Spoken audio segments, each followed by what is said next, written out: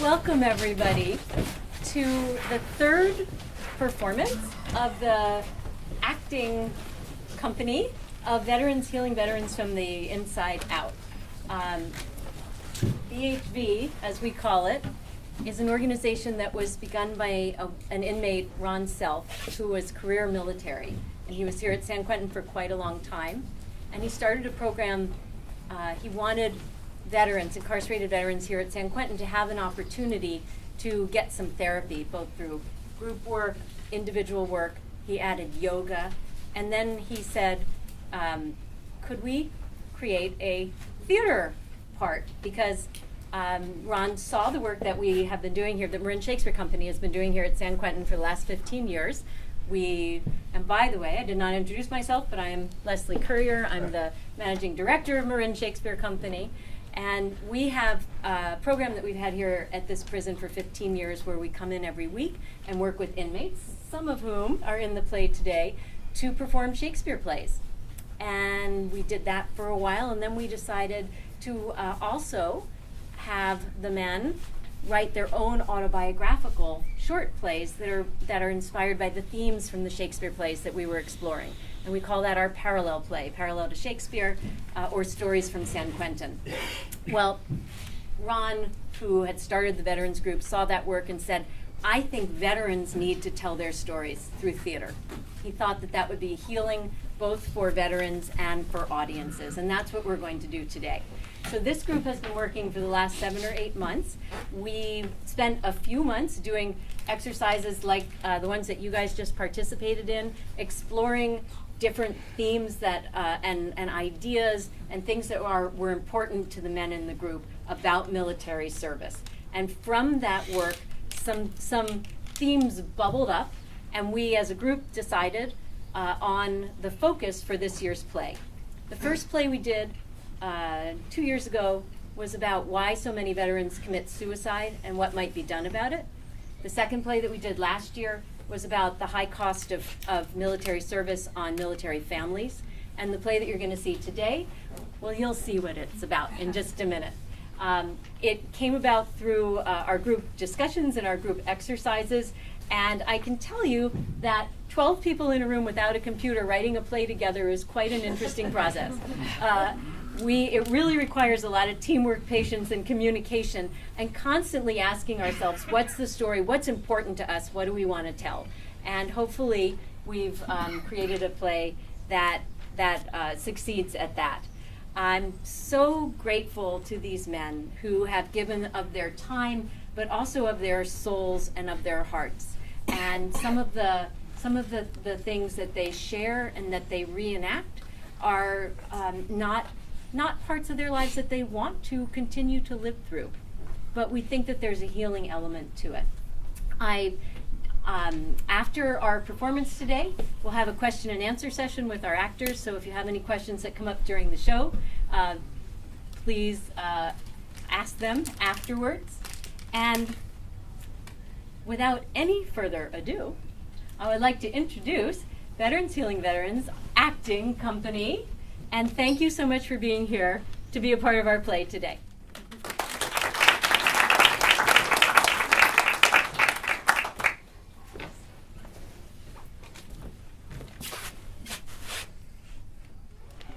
We are the U.S. military. When we join, we think our country will have our back. But sometimes our country lets us down. What are the promises made to our soldiers? And when are those promises just PR? Recruitment!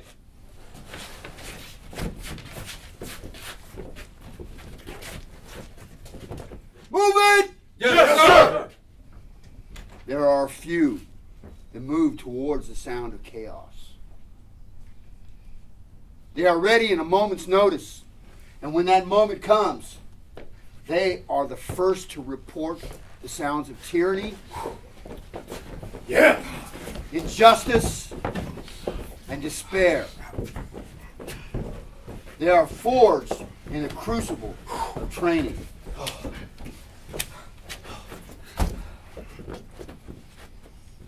Many will hear the call.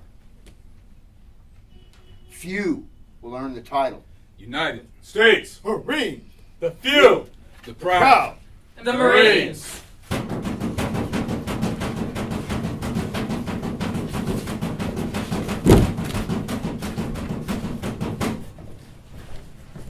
I faced one of the toughest challenges of my life. I couldn't swim, and I can still hear my drill instructor to this day. Don't quit. If you quit now, you'll always quit in life. Go for it. So I jumped in, unsure, apprehensive, scared out of my mind.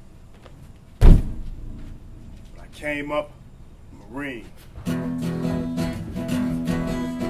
For honor, for courage, for country, the few, proud, the Marines.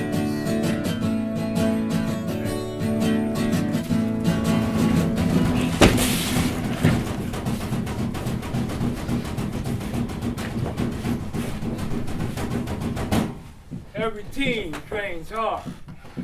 Every team prepares to win. When U.S. Army soldiers take the field, it's best if the other team doesn't bother showing up. Join the team that makes a difference. See if you have what it takes at goarmy.com/team. Team!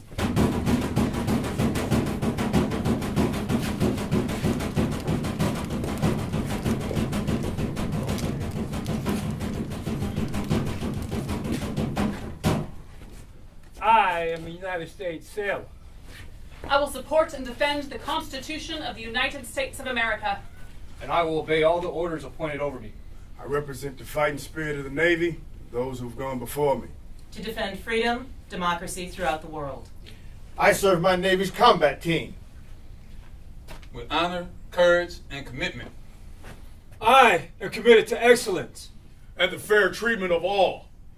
We are America's Navy.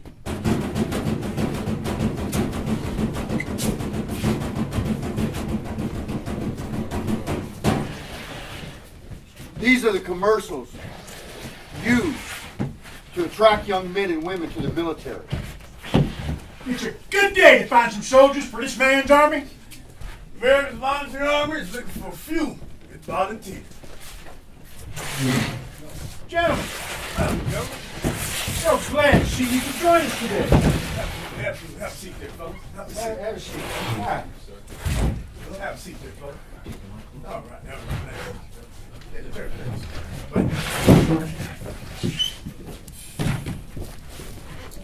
Now, tell us, why you think you've got what it takes to serve your country, protect our democratic values, to defend liberty and freedom? Well, I told my dad I'd come check it out. Yeah, you know, my uncle served when he was my age, and he was in South Korea. He told me it was cool, so I figured I'd go. It's a good way to see the world. And you'll get to see some exotic countries. Exotic places, exotic food, exotic people, and exotic women. And every woman loves a man in uniform. You can believe that. You mean the hero just browsing wild, boy? We sure to get bucked, right? Yeah, you know, it's cool to get paid to work out.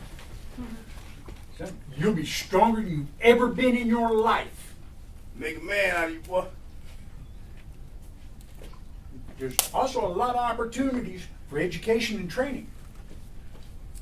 Now tell us, what kind of training you think you'll be interested in? I think it'd be cool to jump out of the airplane. Yeah, you know, strap on that parachute and be like, Woohoo! Sure.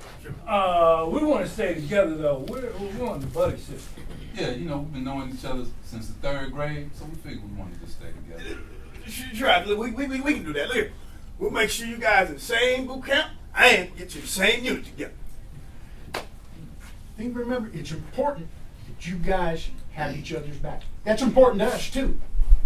If you think about it, what better way to reinforce that for us than to have somebody's back you've already got?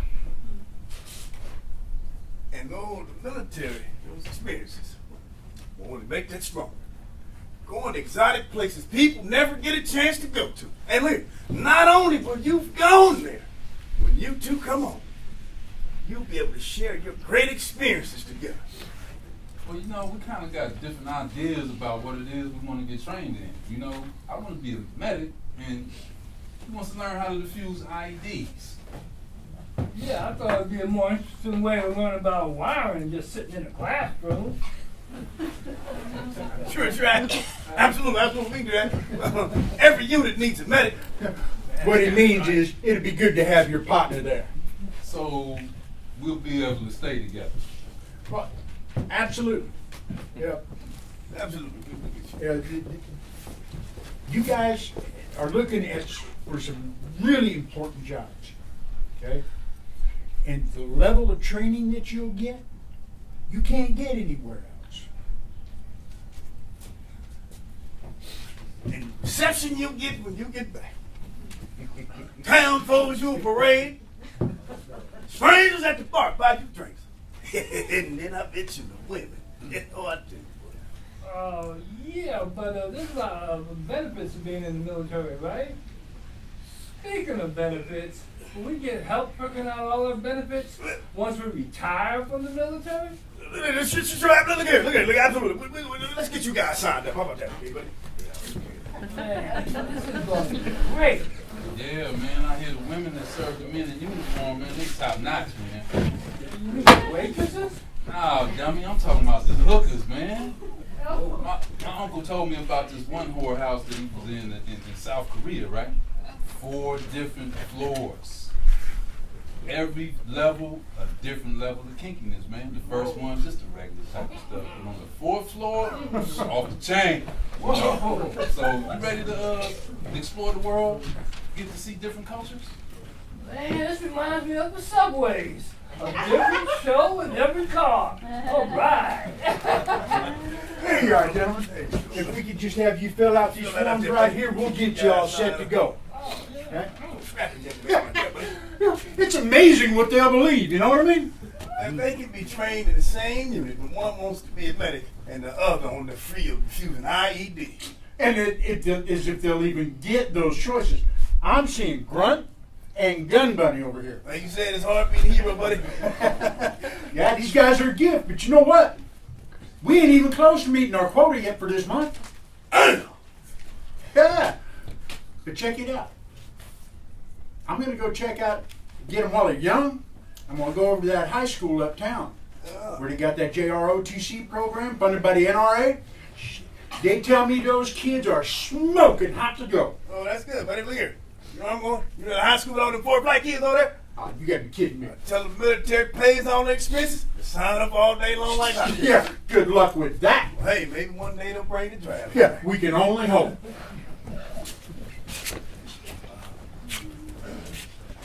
Before we've even signed the paper, we've already been exposed to the contradictions between what we're told, what our reality will look like.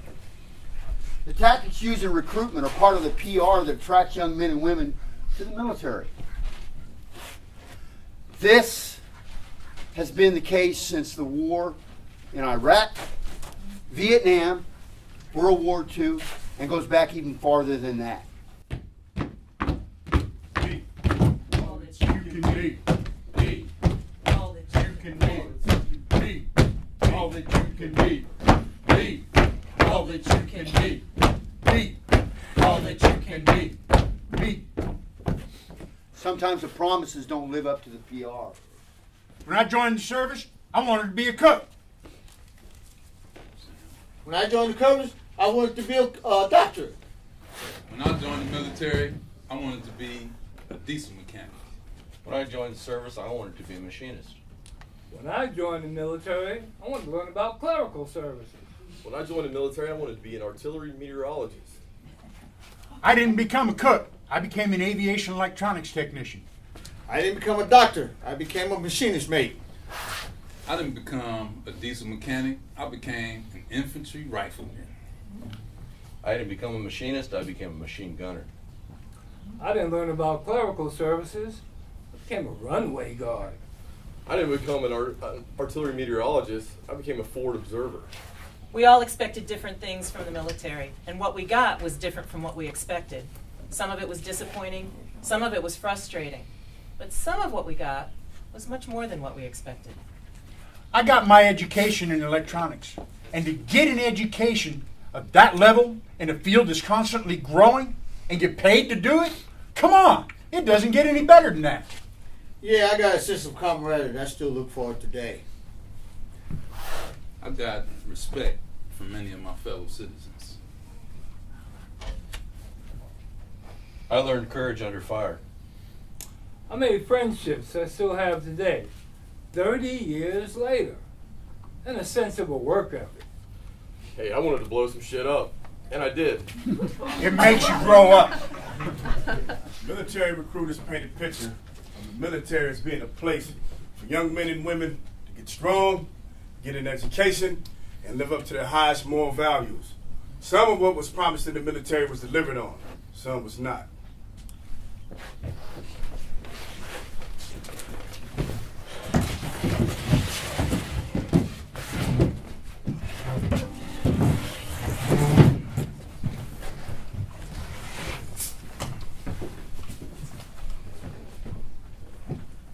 Promises, promises, promises, half truths and outright lies. Power hungry leopards, changing spots right before our eyes. Promises, promises, promises, half truths and outright lies.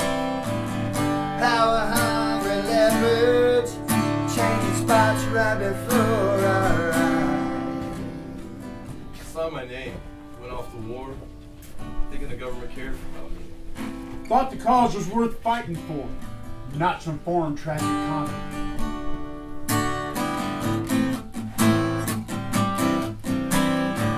Promises, promises, promises, half truths and outright lies. Our hungry leopards, changing spots right before our eyes. Promises, promises, promises, half truths and outright lies. Our hungry leopards, changing spots right before our eyes. I lost my legs to an IED. Came home broken with my back against the wall. Cast aside, I was finally able to see. That the government didn't give a damn about me. Promises, promises, promises, half truths and outright lies. Our hungry leopards, changing spots right before our eyes. Promises, promises, promises, half truths and outright lies. Our hungry leopards, changing spots right before our eyes.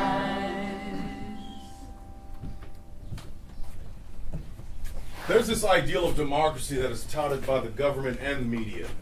But in reality, like teachers, soldiers are amongst the lowest paid and least appreciated of professions. We know soldiers in the field have each other's backs. That's not always true. Chain of command. When I joined the military, I thought the military would have my back. But you see, that wasn't always the case. When I was raised to have pride in myself. Not false, egotistical pride, but to do things with integrity, to do things the right way, to put forth my best effort. My mother told me that in order to even be seen as worthy, as half as worthy, I had to do twice as good. And me doing twice as good, that still didn't do enough in the military, because I faced a lot of racism from my superiors. You're a piece of shit, nigga. You ain't gonna be no good.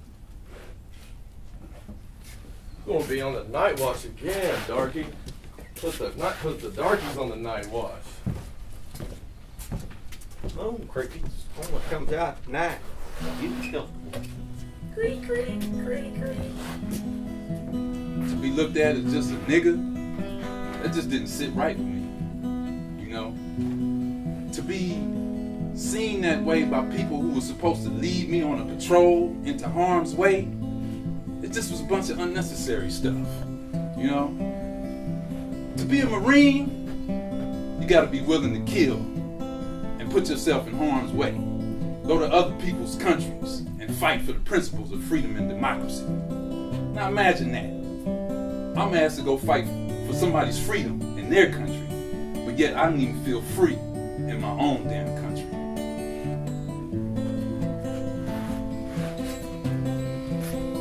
Black brother.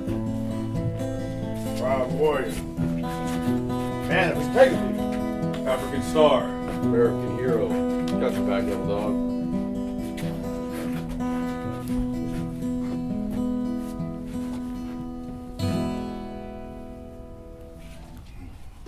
We all got your back.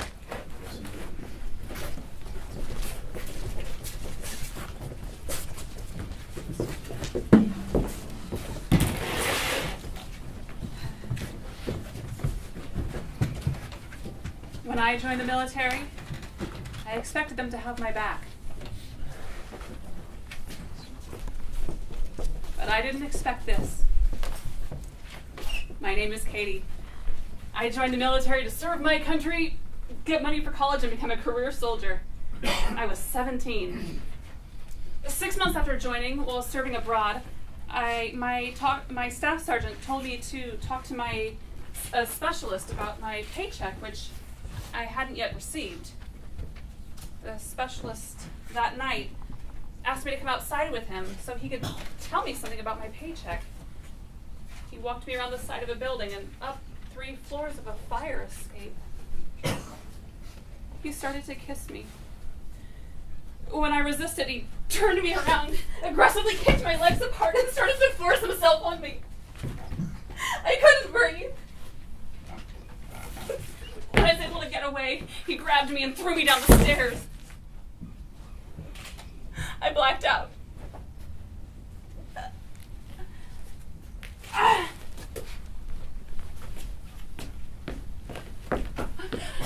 The next morning, I fell out of physical training due to back pain, cervical pain, and bleeding. I told a female soldier what had happened to me. You're a liar. I know him, and he wouldn't do that. I went to see a doctor. He wrote something in my chart, but called no one. I was expecting MPs, military police, an investigation, punishment for the offender. Nothing. That afternoon, the specialist, the rapist, was in my room in the barracks. You might have AIDS. Get a test. Show me the results. Other people were starting to hear about it. Look, I know what you're claiming, and all this talk about rape just needs to be over, or it's gonna get you in trouble. You should be concentrating on your career. I was so scared of the rapist, I went to get the AIDS test. At the hospital, they asked me why I was requesting this retest since I'd had it when I enlisted. And I told them a soldier had forced himself on me the day before and was demanding this retest. They asked no further questions. Again, no MPs. I showed the rapist the results and never spoke to him again. I was harassed by my peers with name-calling and ostracizing. Bitch. Liar. Go home to your mother, you stupid little crybaby. My rape was 17 years ago. Before I joined the Army, I was a strong, beautiful girl. I am still strong and beautiful, but I am emotionally damaged with shame and guilt. I have had relationship problems, parenting difficulties, substance abuse issues. I've had debilitating depression and anxiety and difficulty keeping a job. If everyone tells you you are crazy, you begin to doubt yourself. I know I am not alone. I love my country, but I did not love how I was treated.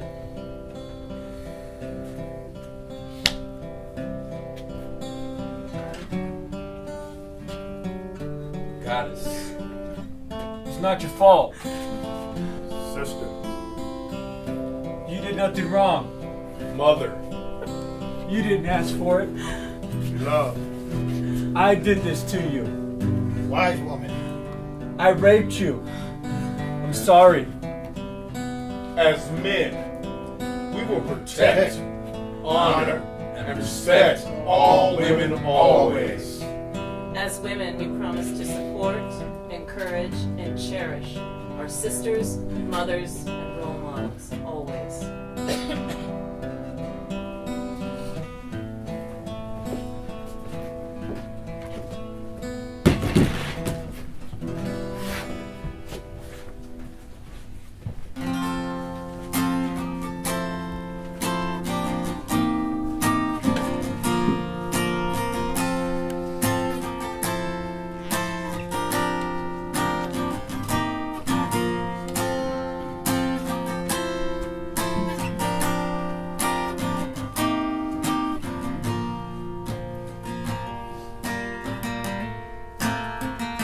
Is anybody out there? Is anybody listening at all? Feel so very all alone. Can anybody hear me call? It ain't supposed to be this way.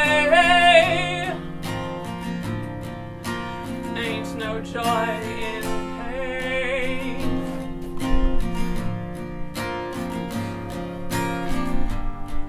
Feels like I'm living my life in a constant acid rain. In a constant acid rain. There ain't no way of running. Count the bruises that I wear. Love ain't supposed to be this way. Passion shouldn't mean despair. All the dreams I ever had have gotten me nowhere. My heart dared to love. Sometimes love just ain't enough.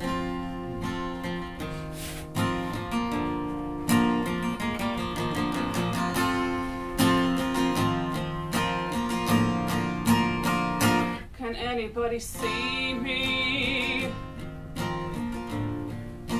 wrapped up in these chains? Nothing left but regrets. My world has gone insane. Heavy hands on my flesh, breaking my spirit in two.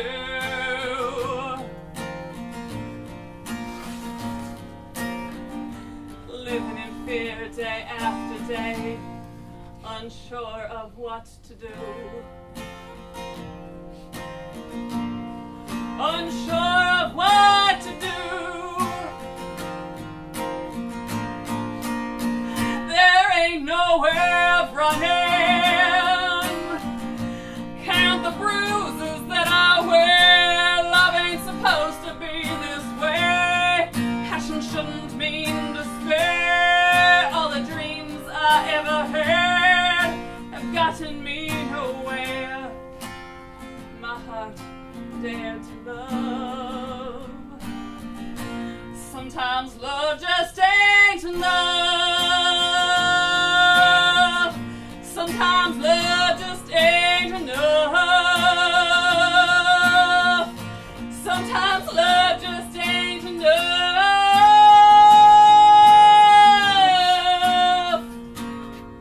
Sometimes love just ain't enough.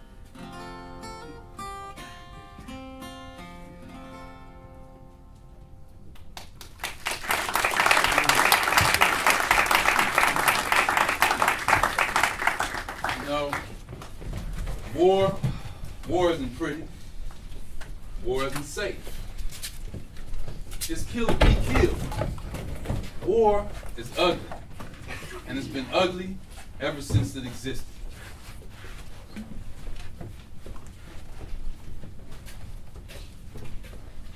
The ongoing stories of ugly conflicts have been preserved through letters, poetry, and now blog posts. Here are a few. From the American Civil War.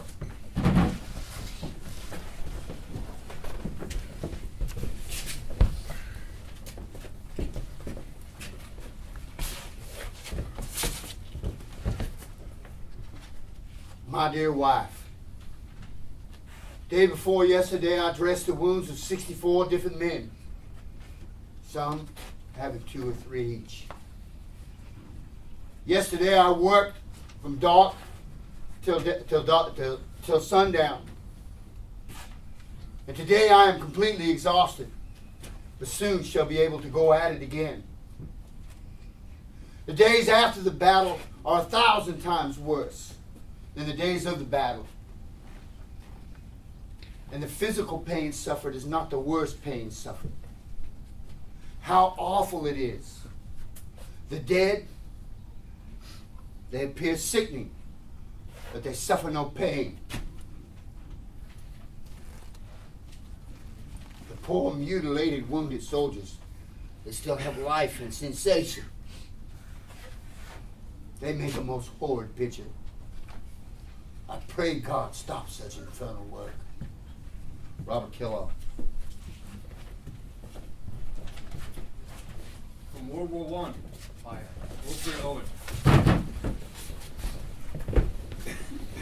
Bent double, like old beggars under sacks, knock-kneed, coughing like hags. We cursed through sludge, till on the haunting flares we turned our backs, and towards our distant rest began to trudge. Men marched to sleep. Many had lost their boots, but limped on, bloodshot.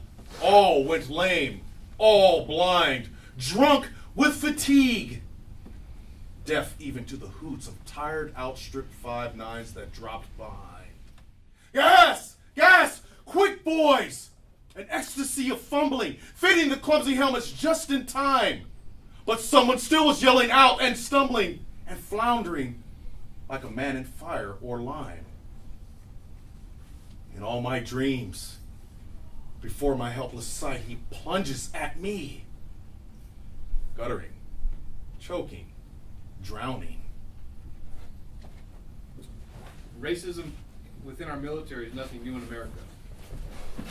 This is a newsletter from black soldiers to the Pittsburgh Carrier, published on February 10th, 1943. There's a fellow here in the Tuskegee Airmen by the name of Russell Hubbard.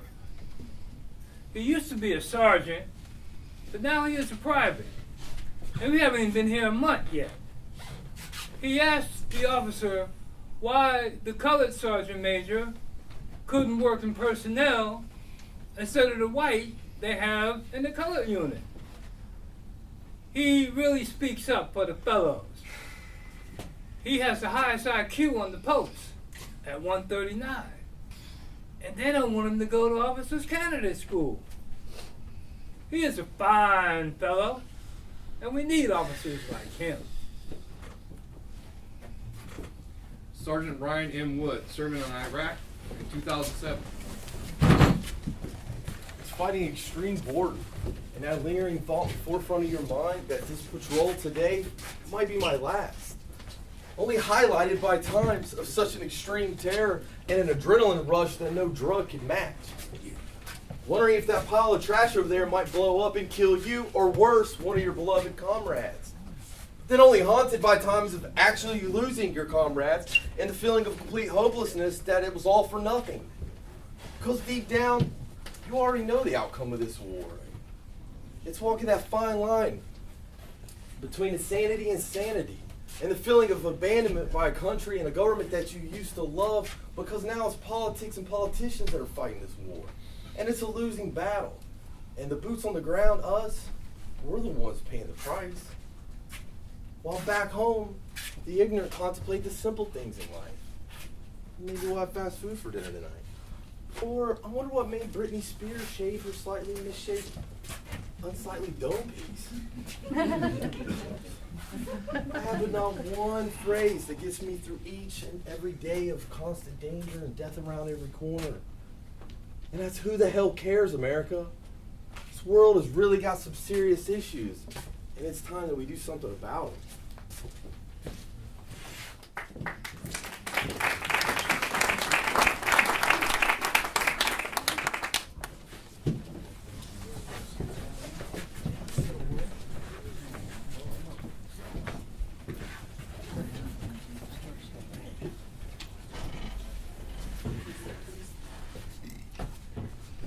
Destruction, death, danger. These has always been a part of war. They will always be a part of war. There are also subtle impacts of sending young men and women into harm's way.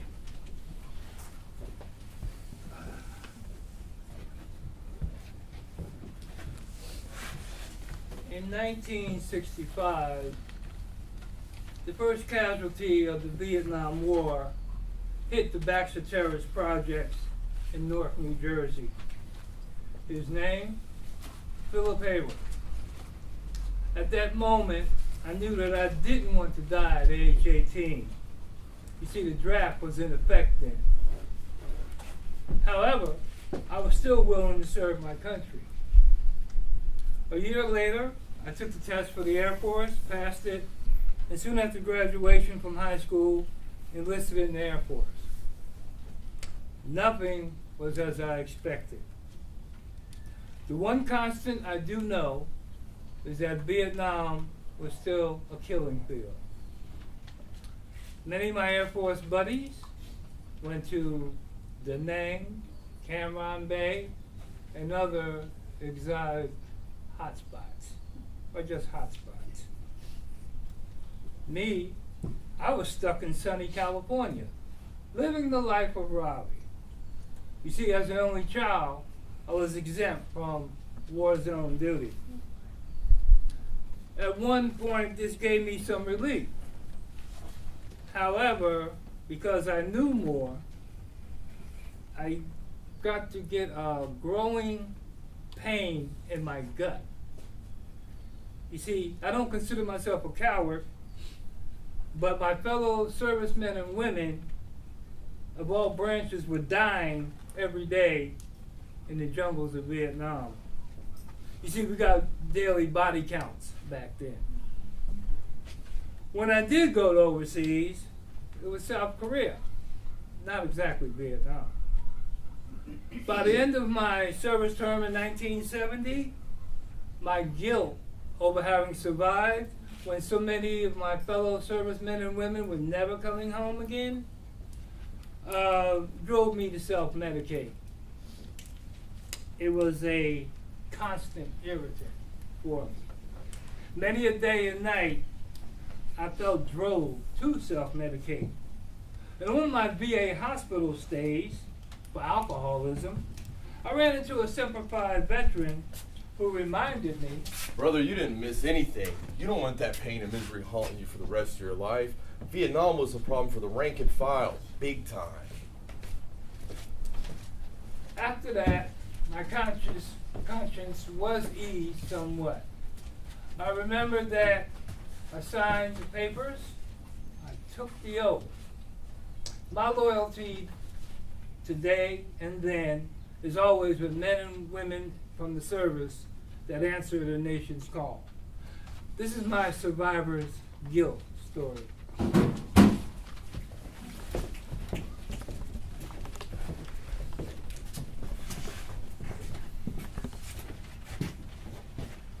We were in Rhodesia. It was a scorcher of the day. We're walking along 25 steps between each man in case of ambush. Hand signals going up and down the line. indicated we're coming up on a hot zone.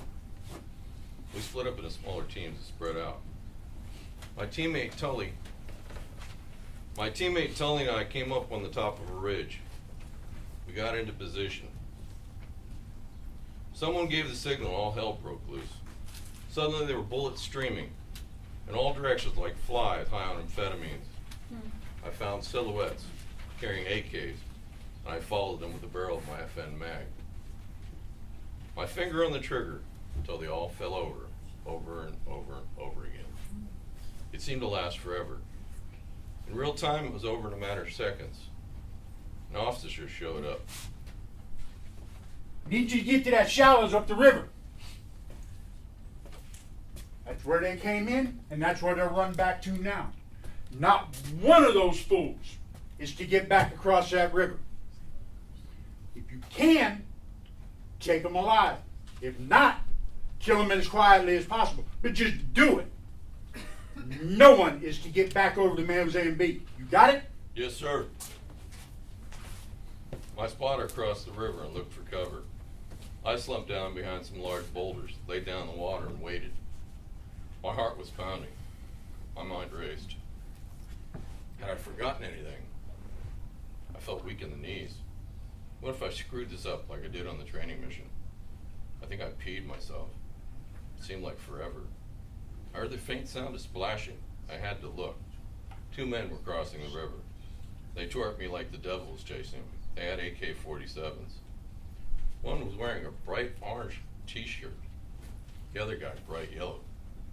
Of all the colors to wear, what were they thinking? The guy with the orange shirt ran past me. I had my knife out. When the other guy almost ran over me and I jumped up behind him, I felt lightheaded. I must have forgotten to breathe. It all seemed to happen in slow motion.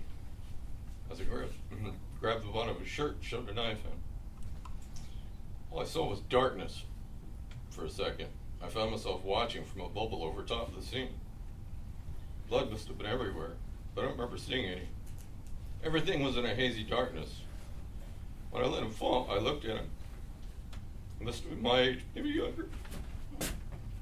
I found myself in a trance.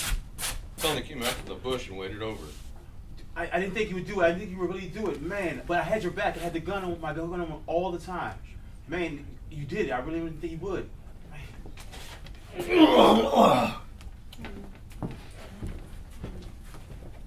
This is an erosion of principle story.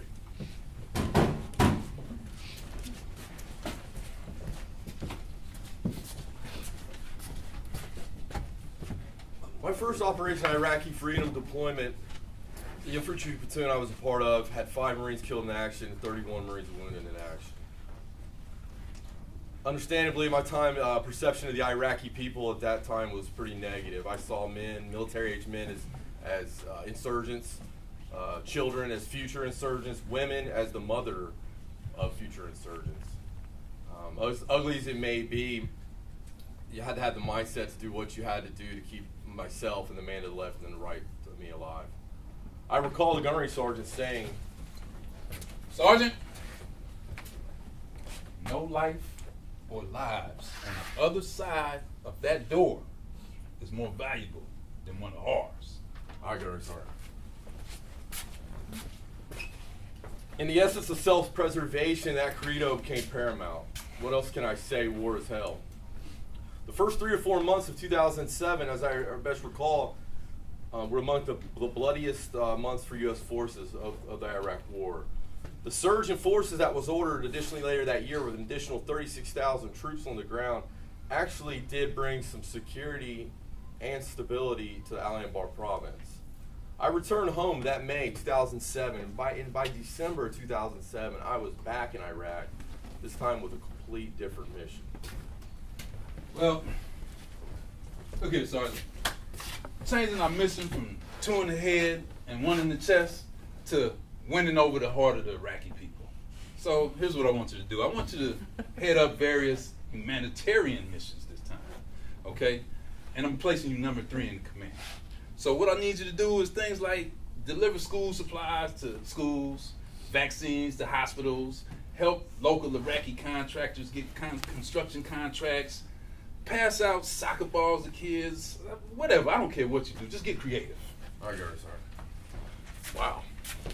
Talking about a complete 180-degree turn from my last pump, where everybody was the enemy trying to kill me, and to this time now, seeing the people in a whole new light, and realizing that despite the differences, that we look different, speak different languages, that these are just everyday people, just like myself and my family back in the States. They're just trying to live their lives, and it really changed my perspective of everything, and it's created, as a man in my mid-20s at the time, it really kind of created some inner conflict within my heart and mind that haunts me to this day. I realize now that this is something that was a part of, that I'm supposed to really take a lot of pride and be proud about, but at the end of it all, thousands of people died on both sides, and even to this day, I'm not really sure why and what really for. This is my moral dilemma story. On my first Westpac deployment, I found out exactly why the flight deck of a carrier is considered one of the Navy's most dangerous jobs. You see, you got a lot of men and a lot of equipment all moving at the same time. One of the truest definitions of coordinated chaos there is. My job at the time meant I was responsible for one of the F-14s in my squadron. My bird had just landed on deck, so I was moving up forward to where it would be parked. As I'm moving, I've got 9 11-pound tie-down chains draped over my shoulders to secure that bird to the deck. Okay? As I'm moving, I'm not paying attention like I should have been, and I didn't see that A7 that was being turned behind me. And I learned the hard way that an A7's exhaust hits you just about knee level. And when it hits you, even from 20 to 30 feet away, it'll knock you ass over apple cart.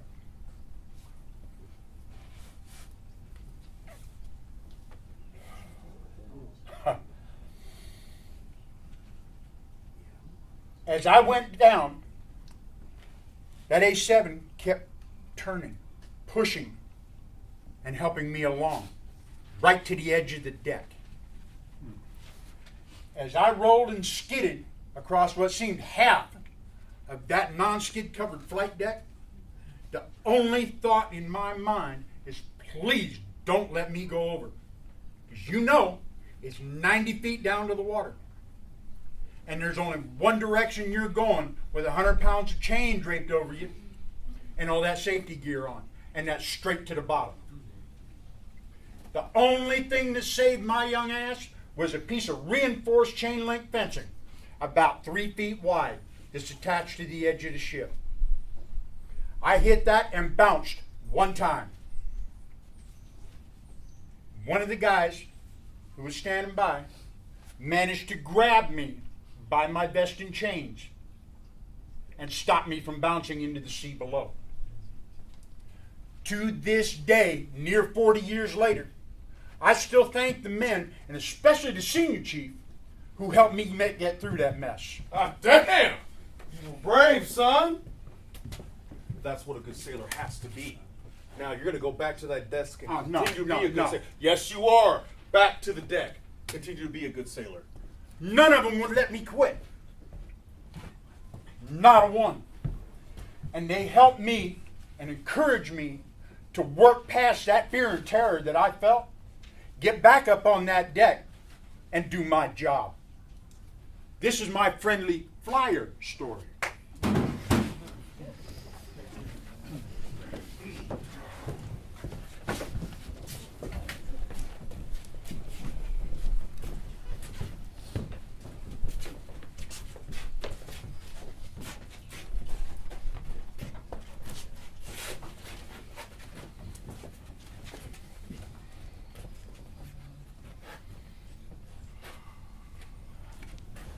Death, danger, destruction has always and will always be a part of war.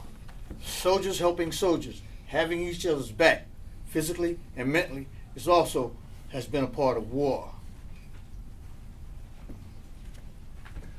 Which is why profiting off the sacrifices of the lives of our soldiers is so particularly offensive. Yeah, if you find the profit,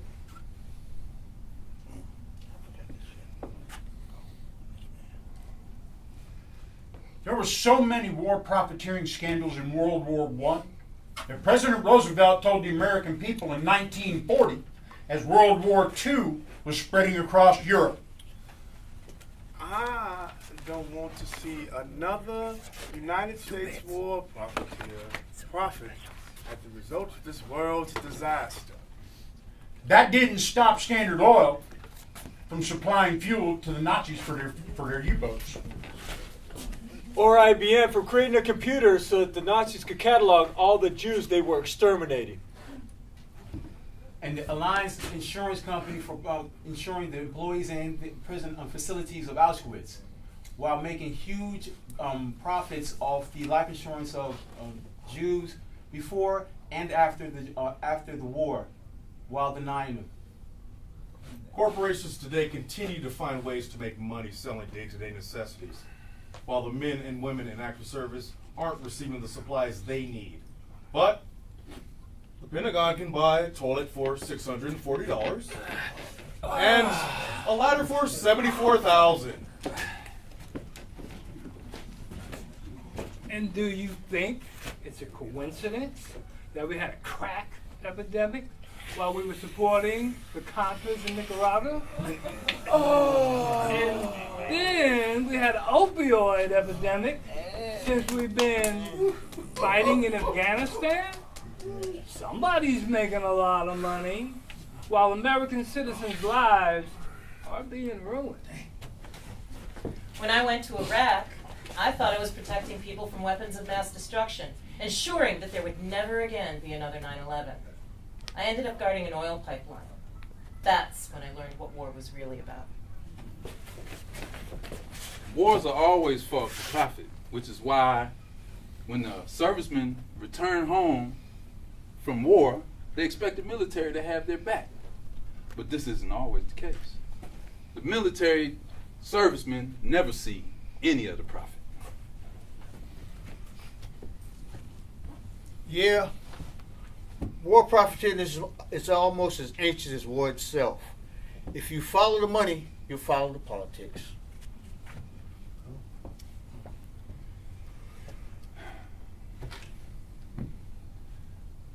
When we send our servicemen and women abroad to serve this country, they expect their country to have their backs when they return.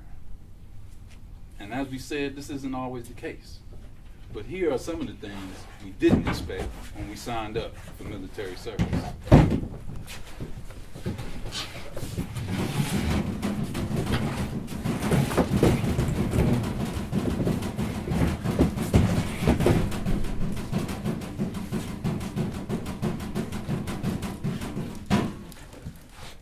When I was in Vietnam, I was ordered into an unmarked chopper. And our U.S. military uniforms had no insignias.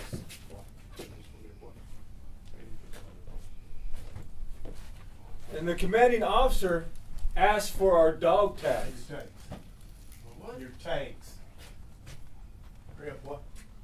You don't need your tags, I'm just done, buddy.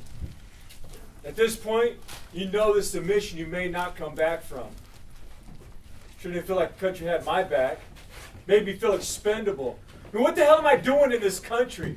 And then they're reporting false numbers, lying to U.S. citizens, and making bad decisions based on their own lies. Thank you for that. Those numbers are totally false. Our American troops are on the offensive. We're winning the war, I tell you. In Beirut, after they hit the Marine barracks, they shipped the bodies out to medical centers. Seeing them just lay the bodies on the deck, I thought was wisdom and respect. My father taught me you're supposed to give your dead troops. I mean, they were just picking them up and putting them down like they were baggage. These men died protecting U.S. citizens. They deserve to be treated better than that. I sure as hell wouldn't want to be treated like that.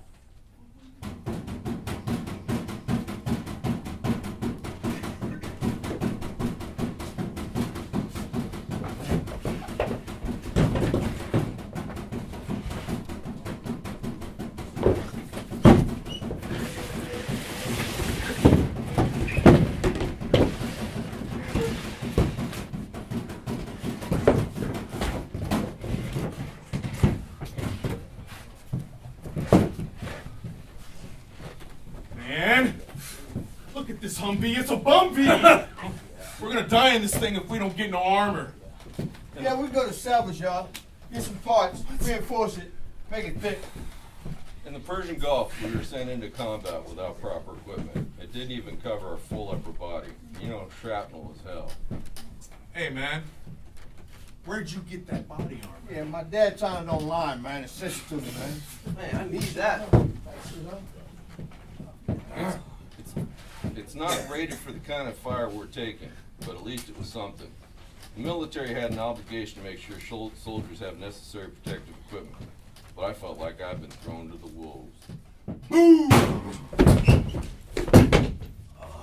While on a resupply convoy, our vehicle was hit by an IED. Our gunner lost both his legs, was killed instantly. Our other two guys, they were bleeding out so bad I didn't think they were going to make it. Before we could do anything, we started receiving small arms fire from a nearby house. We went to clear it the way we had been trained, which was to frag the building first. Frag out! Boom! Hey, we do the best we can in the heat of battle, the time to do to keep ourselves and the civilians safe. When we enter the building to clear it, what we find was an elderly man and a woman shielding a baby, and they were all killed. They were dead, innocent civilians. We were court-martialed.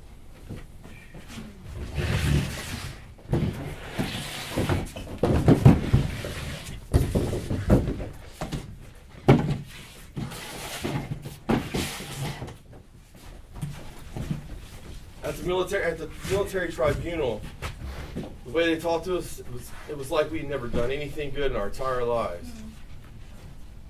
Now I receive a bad conduct discharge from the military. It's like I never even served at all. No resources, no benefits, nowhere to go. Worst of all, no respect.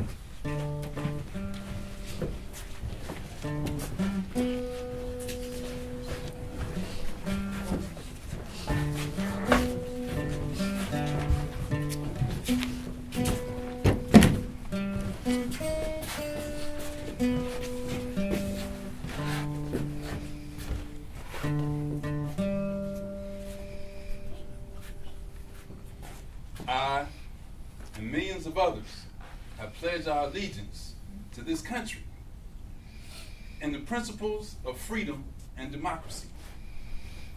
Many of my fellow veterans have sacrificed their lives, their limbs, and mental well-being for these principles. That's why I'm saddened by the fact that we have so many homeless veterans in this country. These people actually fought on the front lines to defend this country, only to return physically and psychologically damaged and receive meager and sometimes no compensation at all. That's just not right. You would think that the least that this country could do was house every single veteran. There should be no homeless veterans in this country. You know, it's like I'm looking around and I'm seeing vets laying homeless in the streets. It's like they're in foxholes. But they're not in the foxholes in the countries that they gave their service for. They're in the country, they're in foxholes in the service in the country that they serve. We know the values we hold as Americans, such as human rights and equality, respect for other cultures, and honor and respect for those who serve are true and prevalent in the military, because we've seen those too.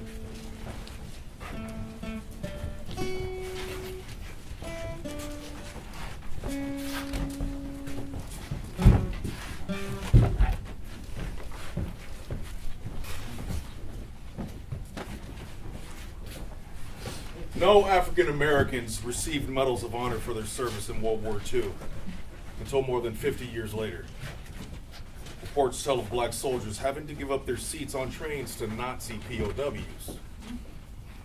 After an investigation on racism in the military concluded that recognition of their heroism had been downgraded, President Bill Clinton awarded 7 medals of honor, the nation's highest military honor, on January 3rd, 1997, 6 of them posthumously. One of these was awarded to First Lieutenant John R. Fox for extraordinary heroism against an armed enemy in the vicinity of Sommo Colonia, Italy. On Christmas night, 1944,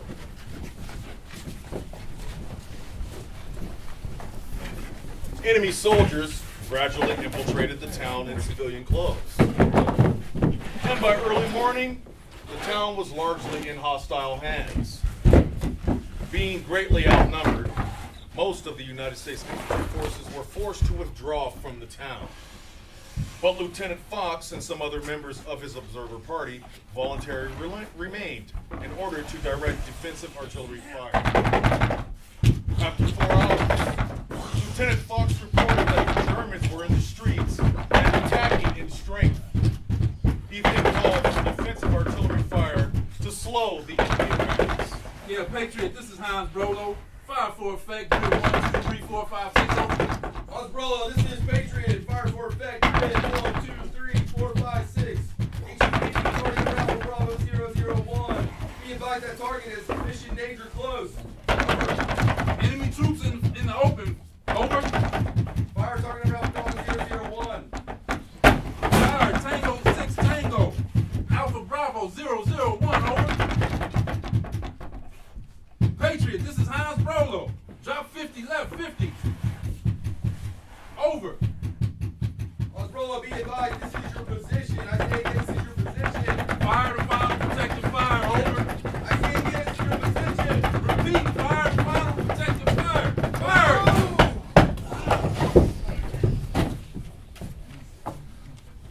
Fox's sacrifice gained time for U.S. forces to organize a counterattack. Lieutenant Fox's body was found with the bodies of approximately 100 German soldiers. His Medal of Citation acknowledges Lieutenant Fox's gallant and courageous service at the extreme sacrifice of his own life. It took over 50 years. His extraordinary and valorous actions were in keeping with the most cherished traditions of military service and reflect the utmost on himself, his unit, and the U.S. Army. It took over 50 years for the accomplishments of Lieutenant Fox and other black service members to be recognized. It shouldn't have taken that long.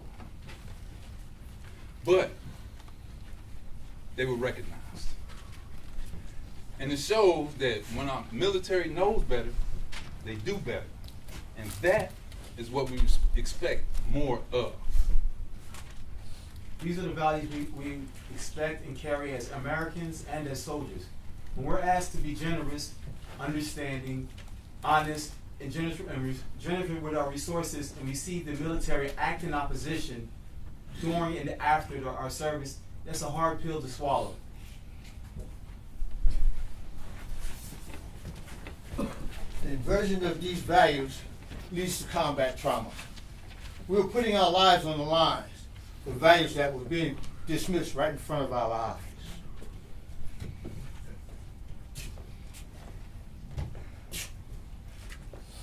We stepped up and joined the military because we believed our country cared about us. And in return, we thought our country would care about us as we cared about our country. Sometimes the expectations don't always make up or meet the PR. Homelessness. While U.S. veterans make up 10% of the total U.S. population, they account for 16% of all homeless adults. lack of health care. 2 million veterans, that's 10%, do not have health insurance.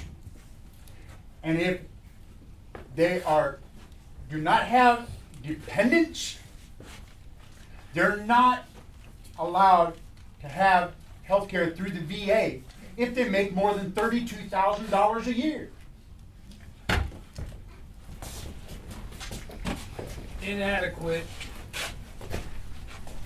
Inadequate mental health services. 20% of the veterans are suffering from PTSD.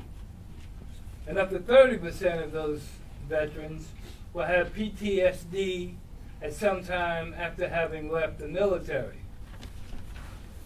Only half are getting treatment.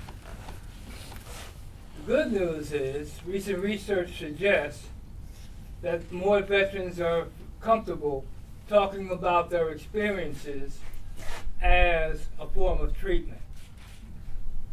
The bad news is the ongoing challenge is in finding people that are comfortable listening to their stories. Incarceration. Conservatively, 10% of all veterans in America are locked up. That's a rate twice the national average.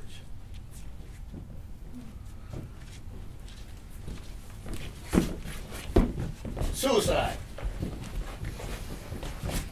A veteran commits suicide every 65 minutes, 22 every day, twice the national average of civilians. Some live in pain, physically, mentally, until it gets to be too much. So please listen to the words of this song, so we don't have to sing this song much longer.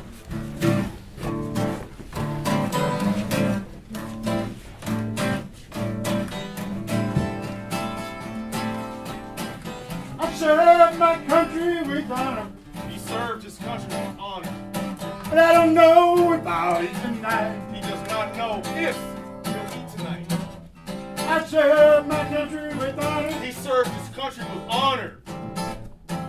But I don't know where I'll sleep tonight. He doesn't know where he'll sleep tonight. So I'm asking you, Uncle Sam. All he's doing is asking. Please, please, hear my cry. Hear his cry. We fought and bled for this country. They fought and bled for this country. Some paid the highest price. Some paid the highest price. We fought and bled for this country. They fought and bled for this country. Some paid the highest price. Some paid the highest price. When we came back to your world, But when they came back to the world, all we got was pushed aside. all they got was pushed aside. Yeah, we followed every order. Followed every single order. We obeyed all your commands. They obeyed all the commands. We followed every order. They followed every single order. Obeyed all your commands. Obeyed all your commands. We gave all that you asked. They did all that you asked. But you don't give a damn. And you still don't give a damn. Yeah. You trained us to be what you needed. Trained them to be exactly what you needed. How to fight and to survive. You taught them how to fight and to survive. Trained us to be what you needed. You trained them to be exactly what you needed. How to fight and to survive. Taught them how to fight and to survive. When you gonna retrain us? When are you going to retrain them How to live a civilian life. on how to live a civilian life? We Kept a part of the bargain. When will you keep your side? When will you keep your side? When will you keep your side?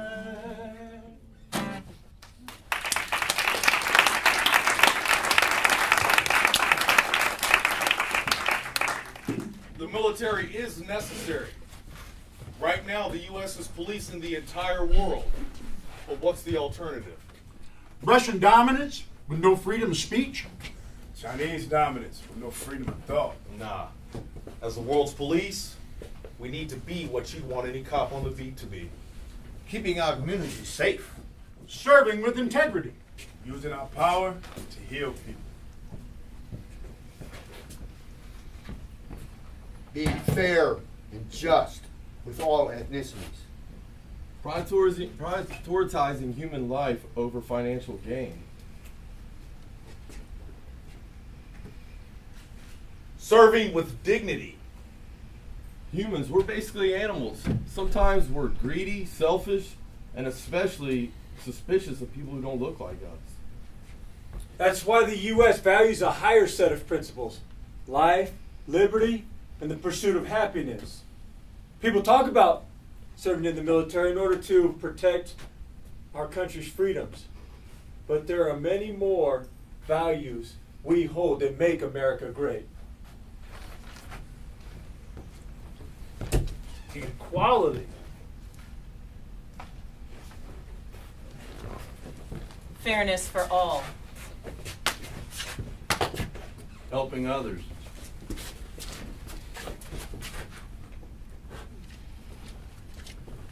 Democracy.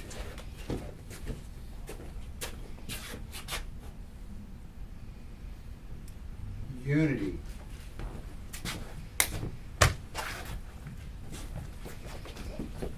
Progress.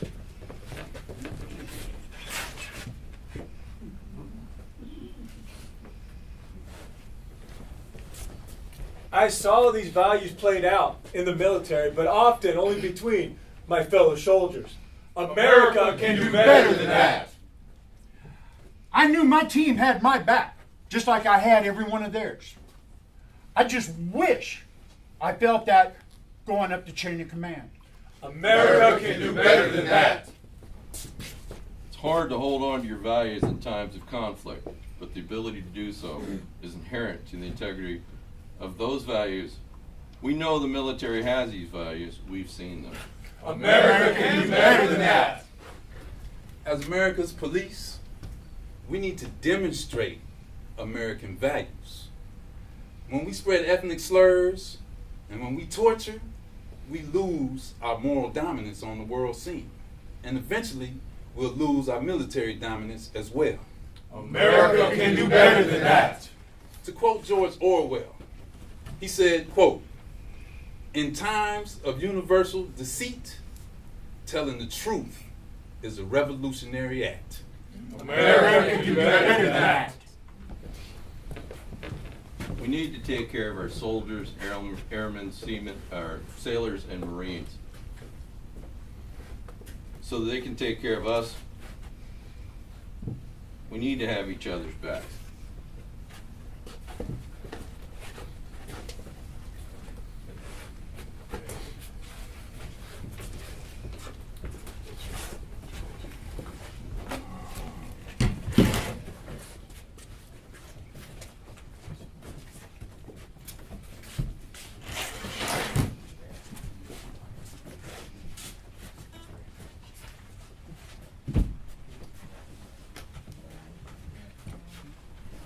The song is called Believe.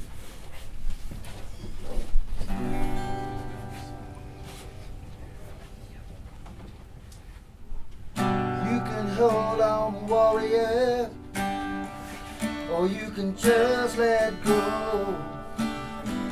Seasons rise like a tide, then recede, don't you know? Trying hard to comprehend what's held in your hand. Sometimes just letting go is a way to understand. I'll be there if you need me. All you gotta do is go. Believe. Stand still where you are. Open up your heart and wish upon a falling star.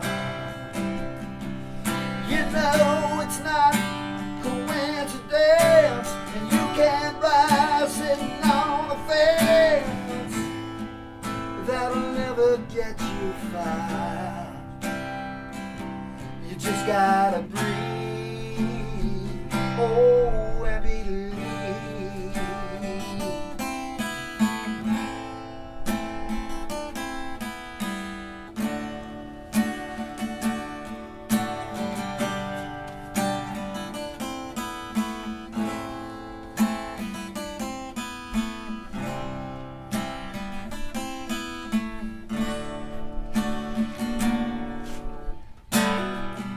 Sometimes things don't work out right.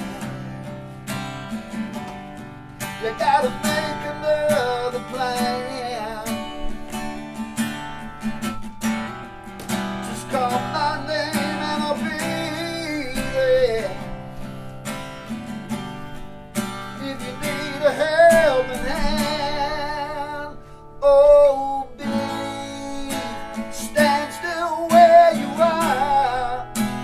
Open up your heart and wish upon a thousand stars. You know it's not coincidence. You can't buy sitting on a fence. That'll never get you far. You gotta believe, so just breathe, oh, and believe.